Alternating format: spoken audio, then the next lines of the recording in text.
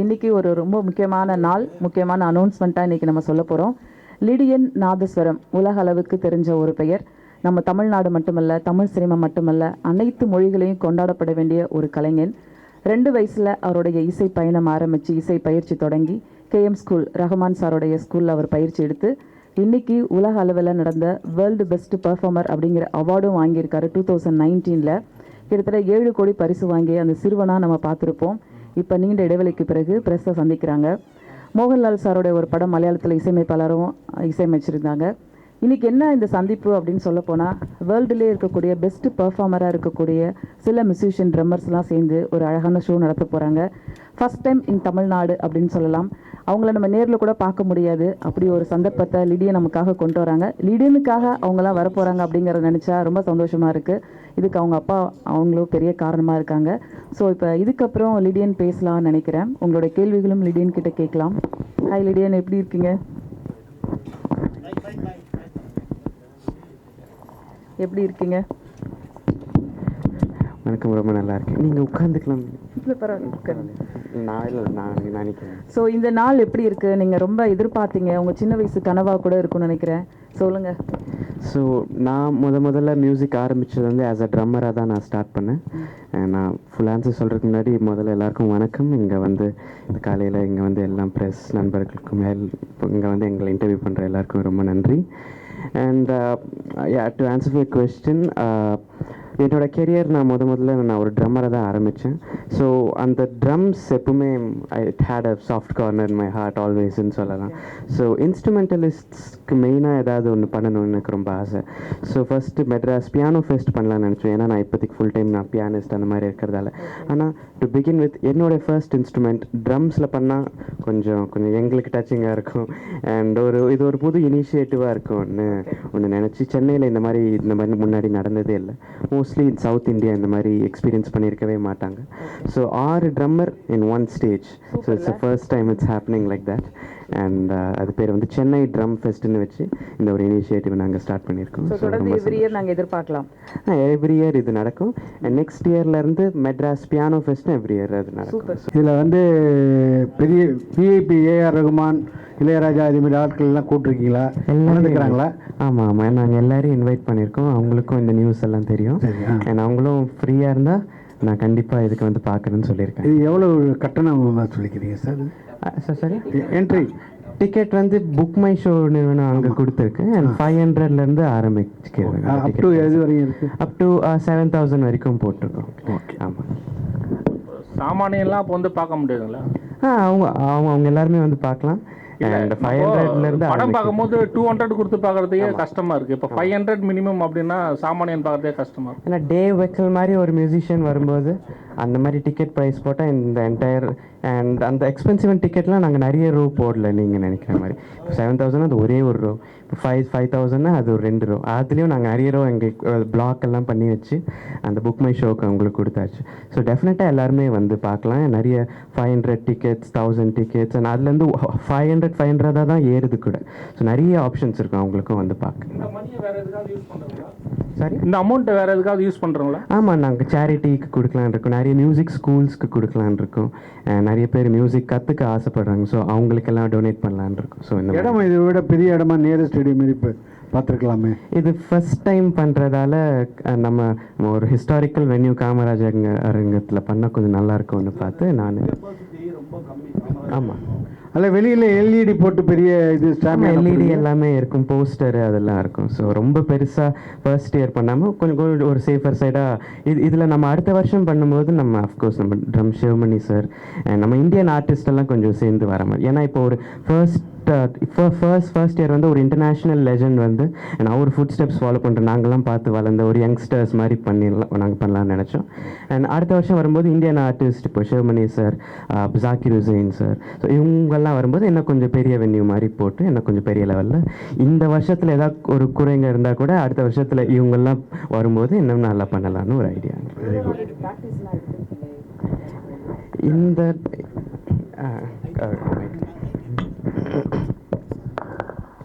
இந்த ஷோக்காக எவ்வளோ நாள் ப்ராக்டிஸ் எடுத்திருக்கீங்க, என்ன பிளான் பண்ணி வச்சுருக்கீங்க, உங்களோட ஷெட்யூல் எங்களுக்கு சொல்லுங்கள்.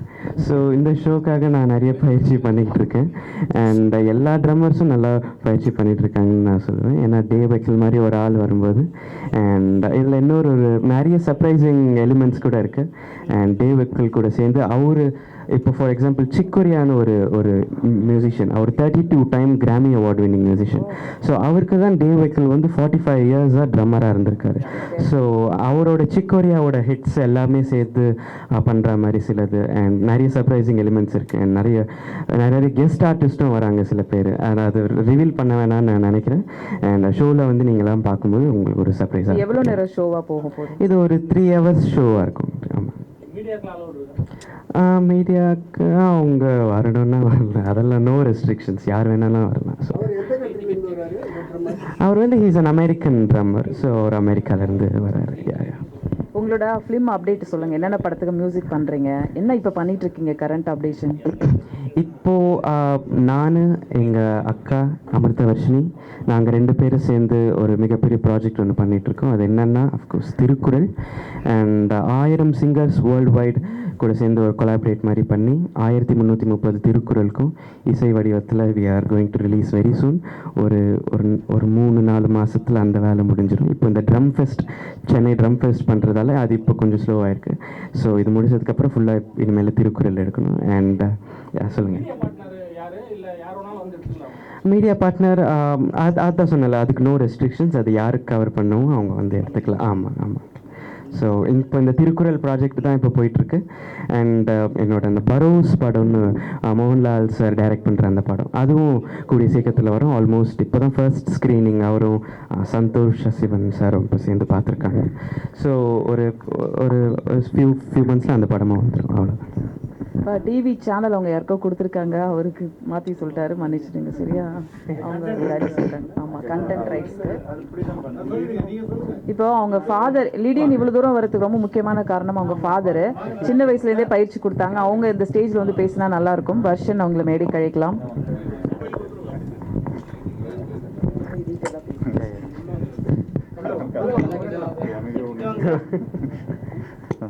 வணக்கம் எல்லாருக்கும் சிரம் தாண்டி வணக்கம்.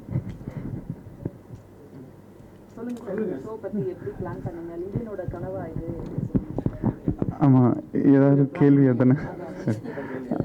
சரி, இந்த ஷோ வந்து தம்பி வந்து ரொம்ப நாளாக, அதாவது ட்ரம்ஸ்லேயே வாசிச்சுட்டு இருக்கிறதால அவனுக்கு ட்ரம்ஸ் மேலே எப்பயுமே ஒரு பெரிய ஒரு அன்பு இருக்கும் அவனுக்கு. அவன் இந்த மாதிரி இந்த கிராமட்டிக்னு ஒரு ஆல்பம் பண்ணும்போது வேர்ல்ட்ஸ் நம்பர் 1 ட்ரம்மர் டேவ் வெக்கல் அவரை வந்து வாசிக்க வச்சுருந்தான். அவர் ரொம்ப அன்பாக தம்பிக்கிட்ட ஒரு 3 இயர்ஸாக வந்துட்டு அவர் பழக்கம் இருந்துச்சு. ஸோ தம்பி சொல்லிட்டு இருந்தார், டாடி நம்ம ஊரில் வந்துட்டு இன்ஸ்ட்ருமெண்டலிஸ்ட்டுக்கு அவங்கள வந்துட்டு முன்னாடி கொண்டு வர்ற மாதிரி ஏதாவது ஒரு ஷோ நம்ம பண்ணணும். நிறைய பாட்டு சம்மந்தப்பட்ட விஷயங்கள் தான் நமக்கு இந்தியாவிலலாம் ஜாஸ்தியாக இருக்குது. சிங்கர்ஸ் இருந்தால் தான் அது ஷோன்ற மாதிரி ஆகுது. அப்படி இல்லாமல் இன்ஸ்ட்ருமெண்டலிஸ்ட்ஸ்க்கு வேல்யூ பண்ணணும். ஒரு பியானிஸ்ட்டு, ட்ரம்மர்ஸ், இந்த மாதிரி கிட்டாரிஸ்ட், இந்த மாதிரி சாக்ஸோஃபோன் பிளேயர்ஸ், இவங்களெல்லாம் வந்து முன்னாடி கொண்டு வரணும்னா நாம் ஏதாவது ஒன்று இனிஷியேட் பண்ணணும். எனக்கு அவ்வளோ கான்டாக்ட்ஸ் இருக்குது வேர்ல்டு ஃபுல்லாக. ஸோ டேவ் வெக்கல் சார் வந்து கண்டிப்பாக வருவார் நம்ம கூப்பிட்டா. ஃபஸ்ட்டு டு பிகின் வித் நான் என்ன இன்ஸ்ட்ருமெண்ட் ஆரம்பிச்சனோ என் கெரியர், அதாவது நான் ட்ரம்ஸ் தான் ஆரம்பித்தேன் 2 வயசில். அப்போது அந்த மாதிரி ட்ரம்ஸை வந்து ஃபஸ்ட்டு இனிஷியேட் பண்ணலான்னா டேவ் வெக்கலை வர வைக்கலாம் அப்படின்னு சொன்னான். ஆனால் நாங்கள் ஒரு முக்கியமான ப்ராஜெக்ட் ஒன்று பண்ணிக்கிட்டு இருக்கோம், திருக்குறள்னு தம்பி சொன்ன மாதிரி. திருக்குறள் ஒரு வருஷமாக நாங்கள் வந்துட்டு வெளியே எங்கேயும் போகாமல், எந்த கமர்ஷியல் ஷோஸும் ஒத்துக்காமல், எந்த வெளிநாட்டுக்கும் போகாமல் வீட்லேயே இருந்து இந்த திருக்குறளை வந்துட்டு முழுமையாக முடிக்கணும்னு சொல்லிட்டு, அது குறளோடு சேர்த்து பொருளுக்கும் சேர்த்து டியூன் பண்ணி, இது ஒரு குறளும் ஒரு பாட்டு மாதிரி கேட்கும். அது வந்துட்டு இதுக்கு முன்னே யாரும் பண்ணதில்லைன்ற பெருமையை விட நாங்கள் அதை பண்ணி ஆகணுன்ற ஒரு ரெஸ்பான்சிபிலிட்டியோடு இந்த விஷயத்தை ஆரம்பிச்சிருக்கோம். ஸோ அதை ரொம்ப ரொம்ப சீரியஸாக அதை பண்ணிக்கிட்டு இருக்கோம். நாங்கள் 1000 சிங்கர்ஸை வச்சுட்டு, எல்லா music directors, playback singers, Tamil உச்சரிப்பு சரியாக இருக்கிற, இசை அறிவு இருக்கிற எல்லாருமே, உலகம் ஃபுல்லாக இருக்கிற எல்லாருமே பாட வைக்கணும்னு சொல்லிட்டு ஒரு 1000 பேரை பாட வைக்கிறோம். மிச்சம் 330 நானும் பையனும் மகளும் பாடுறோம். ஸோ இப்படி ஒரு பெரிய ப்ராஜெக்ட் பண்ணும்போது அவன் ஆசைப்பட்டான், இப்படியே போயிட்டு இருக்கு, நம்ம எதுவுமே ஒரு நல்லது இந்த வருஷம் எதுவும் செய்யலை, சரி யாருக்கும் தெரியாது நம்ம இருக்கிறத, நம்ம ஒரு ரிதம்காக ஒரு ஃபெஸ்டிவல் பண்ணலாம் அப்படின்னு சொன்னோம். இந்த சென்னை ட்ரம் ஃபெஸ்ட்டுன்னு சொல்லிட்டு அதை ப்ராப்பராக ரெஜிஸ்டர் பண்ணி அந்த நேம் டைட்டிலை இனி வருஷம் வருஷம் வருஷம் இதை வந்துட்டு பண்ணிவிட்டு சென்னை ட்ரம் ஃபெஸ்ட்டில் வாசிக்கணுன்ற ஆர்வம் வந்து எல்லா ட்ரம்மர்ஸ்க்கும் வரணும். சின்ன சின்ன பசங்க வந்து நானும் சென்னை ட்ரம் ஃபெஸ்ட்டில் வாசிக்கணும் அப்படின்ற ஒரு விஷயம் நடக்கணும். அப்படி தான் உலகத்தில் வந்து மியூசிக்கு வந்து ஜாஸ் ஃபெஸ்டிவல், இந்த மாதிரி வெஸ்டர்ன் கிளாசிக்கல் ஃபெஸ்டிவல் அப்படின்னு சொல்லி எல்லாத்துக்குமே ஃபெஸ்டிவல் வைப்பாங்க. நம்ம ஊரில் இப்போ தான் அது வந்துக்கிட்டு இருக்கு. அதுவும் மும்பை மாதிரி ஏரியாங்க, அதை சிட்டியில், கல்கட்டா மாதிரி அங்கே தான் இந்த மியூசிக்கெல்லாம் ரொம்ப வரவேற்கிறாங்க. இங்கே சவுத் இந்தியாவில் பெங்களூர் வரைக்கும் தான் அந்த விஷயங்கள்லாம் நடக்குது. அதுக்கு கீழே யாரும் வந்துட்டு இந்த மாதிரி நிகழ்ச்சிக்கு ஆடியன்ஸ் வந்துட்டு ட்ரம்ஸா அப்படின்ற மாதிரி சாதாரணமாக பார்க்குறாங்க. ஆனால் அப்படி இல்லை, இந்த நிகழ்ச்சியில் வாசிக்கணும், இது யார் கியூரேட் பண்ணுறது, அது அப்படின்னா லிடியனா அப்படின்னு சொல்லிட்டு அப்படி ஒரு விஷயம் வந்து இது வந்து ஒரு பெரிய ஒரு அழகாக மியூசிக் வந்து டெவலப் ஆகணும், எவல்யூஷன் வரணும் அப்படின்றதுக்காக இந்த ஷோ வந்துட்டு நாங்கள் ஃபஸ்ட் டைமாக இனிஷியேட் பண்ணி நடத்துகிறோம். அதுக்கு டேவ் விக்கல் வர்றது வந்து எங்களுக்கு அவ்வளோ சந்தோஷம். ஏன்னா அவர் தம்பி சொன்ன மாதிரி டேவ் விக்கலுடைய ஃபுட் ஸ்டெப்ஸ் பார்த்து தான் நிறைய மியூசிஷியன்ஸ் அவர் மாதிரி வாசிக்கணும்னு நினச்சிட்டு இருக்கிறாங்க. ஸோ அவரே வந்துட்டு இந்த நிகழ்ச்சியை நடத்தும்போது எவ்வளோ பெரிய பெருமை சென்னைக்கு. இது பணத்துக்காகவோ ஒரு கமர்ஷியலுக்காகவோ ஒரு டிக்கெட் விற்கணுன்றதுக்காகவோ இது வந்துட்டு ஒரு இவங்கக்கிட்ட கொடுத்துட்டு பெருசாக ஆக்கணுன்றதுக்காகவோ கிடையாது. உண்மையாக சொல்ல போனால் எங்களுக்கு இது மியூசிக்கை தவிர இதை எப்படி நடத்தணும்னு கூட தெரியாது. February மாதம் ஆரம்பித்தது, ஹாலை புக் பண்ணோம் நாங்கள். ஆனால் செப்டம்பர் 30ஆம் தேதி கூட எங்களுக்கு என்ன பண்ணணும்னே தெரியாது. டிக்கெட்டு விற்றா ப்ரோக்ராம் பண்ணலாம், பரவாயில்ல, வீட்டில் சேர்த்து வச்ச காசை வச்சுட்டு ஷோ பண்ணலான்றது தான் இந்த அறிவே இருந்திருக்கு எங்களுக்கு. ஆனால் எல்லாரும் இப்போ வெல்விஷர்ஸ் எல்லாம் முன்னாடி என்ன இப்படி பண்ணுறீங்க, எவ்வளோ பெரிய பட்ஜெட்டு, என்ன நீங்கள் ஸ்பான்சரே வாங்காமல் என்ன பண்ணிக்கிட்டு இருக்கீங்க அப்படிலாம் கேட்குறாங்க. ஸ்பான்சர்கிட்ட போயிட்டு நாங்கள் வந்து எப்படி பெக்கிங் பவுல்ஸ் எடுத்துக்கிட்டு போகணுமா அப்படின்னு சொல்லி, நீங்கள் ஈவெண்ட் மேனேஜர்ஸ் கிட்ட கொடுங்க அப்படின்னு அவங்க பார்த்துப்பாங்க அப்படின்னு.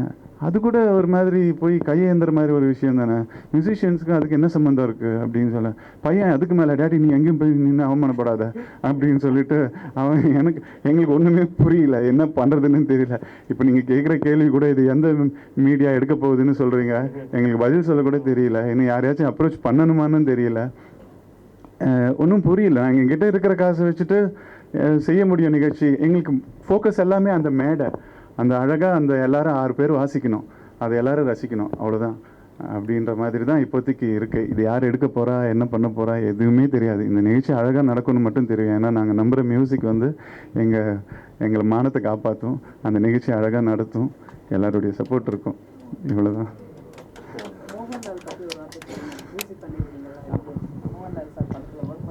ஆமாம். ஸோ மோகன்லால் சார் அவரோட ஃபர்ஸ்ட் டைரக்டோரியல் டெபியூ பரோஸ்ன்ற ஒரு படம்.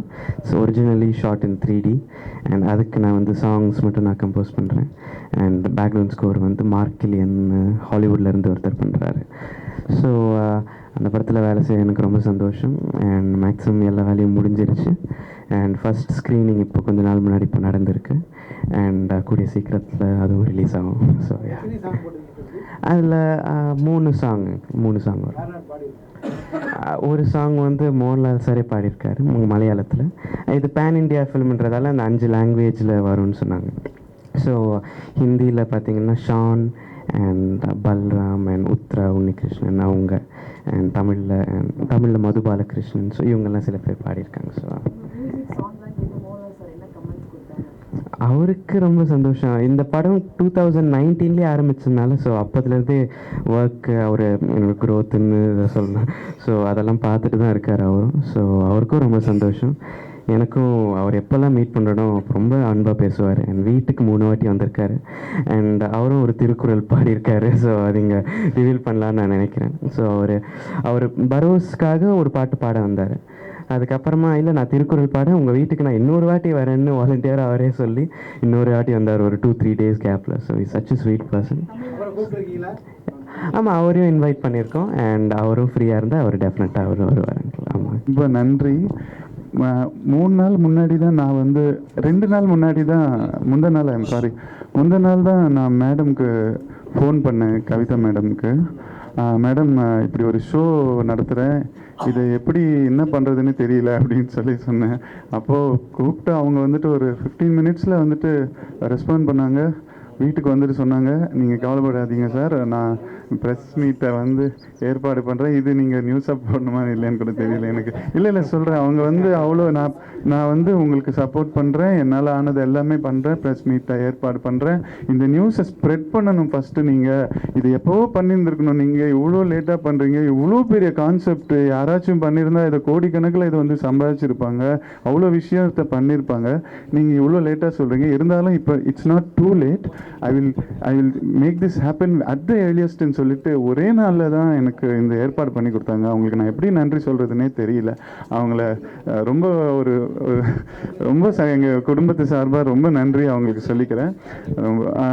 அதே மாதிரி இது வெளியே இன்னும் நியூஸ் பேப்பரில் ஆட் கொடுக்குறதோ அது இதுன்னு எங்களுக்கு எப்படி பண்ணணும்னு கூட இந்த ப்ராசஸே தெரியாமல் இருக்கிறோம். எல்லாரும் நினச்சிக்கிட்டு இருப்பாங்க நாங்கள் அது வேர்ல்ட்ஸ் பெஸ்ட் ஜெயிச்சுட்டு அப்படியே எல்லாமே தெரியும் அப்படின்ட்டு. ஏன்னா இப்போ தான் எங்களுக்கு இப்படி இல்லாதான் பண்ணணும் போல இருக்குன்றது தெரிய வச்சதே மேடம் தான். ஸோ ப்ரெஸ் மீட் சொன்னால் தான் எல்லாரும் பேப்பரில் போடுவாங்க, 4 பேர் வந்து நிகழ்ச்சியை பார்ப்பாங்க அப்படின்ற மாதிரி இது நடந்திருக்குன்னா அதுக்கு முழுக்க காரணம் மேடம். உங்கள் எல்லாருக்கும் நன்றி. நீங்கள் எப்படி இதை ப்ரமோட் பண்ணணும்னு நினச்சாலும் நீங்கள் ப்ரமோட் பண்ணலாம். ஆனால் இப்போதைக்கு எந்த மீடியா எடுக்குது இந்த ஷோவை எடுக்குதுன்னு தெரியல. இப்போ நேற்று நாங்கள் ஒரு முடிவு பண்ணி வச்சுருந்தோம், நம்ம கண்டென்ட்டாக எடுத்து வச்சுக்கலாம், இந்த ஷோ நடக்கிறத ஒரு 3 hours மூவியாக எடுத்து வச்சுக்கலாம் அப்படின்றது தம்பி சொன்னார். அந்த மூவியாக எடுத்து வச்சுக்கிட்டா எப்பயுமே அது வந்துட்டு ஒரு யாருக்காச்சும் அப்படி கொடுக்கலாம், அப்போ வந்து விருப்பப்பட்டு வாங்குவாங்க. இப்போ சொன்னால் யாருக்கும் தெரியாது. எல்லாரும் என்ன சொல்கிறாங்கன்னா, யார் எந்த சிங்கர் வருவாங்க, எந்த சூப்பர் சிங்கர் வருவாங்க, அவங்க வந்தால் தான் எங்களுக்கு நாங்கள் வந்து கேமரா எடுத்துகிட்டு வருவோம் அப்படின்ற மாதிரி தான் இப்போ வரைக்கும் ஒரு 2 சேனல் கேட்டதில் நாங்கள் இதெல்லாம் யார் ட்ரம்ஸ் எல்லாம் இதெல்லாம் எப்படி இருக்கும் தெரியாது அப்படின்ற மாதிரி ஒரு டாக் வந்தது. அதனால் நாங்கள் முன்கூட்டியே இதை போய் சொல்லி இது எப்படி இருக்கும் அப்படி இருக்குன்னு சொல்கிறது கூட எங்களுக்கு வெக்கப்பட்டுக்கிட்டு சொல்லாமல் இருக்கும். அதனால் சேஃபர் சைடு இந்த ஷோ நடக்கும்போது யாரையுமே வீடியோ எடுக்காதீங்கன்னு கூட சொல்லலாம்னு சொல்லிட்டு யோசிச்சுட்டு இருந்தோம். நம்ம வரைக்கும் ஒரு வீடியோ டீமை வச்சுட்டு ஒன்று எடுத்துட்டு இந்த செலவுகள் பார்த்தீங்கன்னா ஒரு கிட்டத்தட்ட ஒரு 70 லட்சம் ரூபாய்க்கு மேலே போக போகுது. ஸோ நாங்கள் சேர்த்து வச்ச காசெல்லாம் போட்டால் கூட இதெல்லாம் ஈடு கட்ட முடியாது இந்த ஷோ பண்ணிவிட்டு. அதனால் அட்லீஸ்ட் இந்த கண்டென்ட்டை ரெடி பண்ணிக்கிட்டு இது அப்புறமா ஏதாவது ஒரு சேனலுக்கு யார் வாங்குறாங்களோ என்ன மாதிரி பண்ணலாம்னு சொல்லிட்டு ஒரு சின்ன ஒரு தாட் வந்திருக்கு. அதுக்கு முன்னாடி சேரெல்லாம் காலியாக இருக்கக்கூடாதுன்றது ஒரு பெரிய ஒரு இது. அந்த சேர்ஸ் எல்லாம் காலியாக அதுக்கு நீங்கள் வந்துட்டு இந்த நிகழ்ச்சியை வந்துட்டு கொஞ்சம் நீங்கள் ஸ்ப்ரெட் அவுட் பண்ணிங்கனாலே அது எங்கள் குடும்பத்துக்கு நீங்கள் செய்கிறது ஒரு பெரிய ஒரு பாக்கியமாக நாங்கள் நினைப்போம்.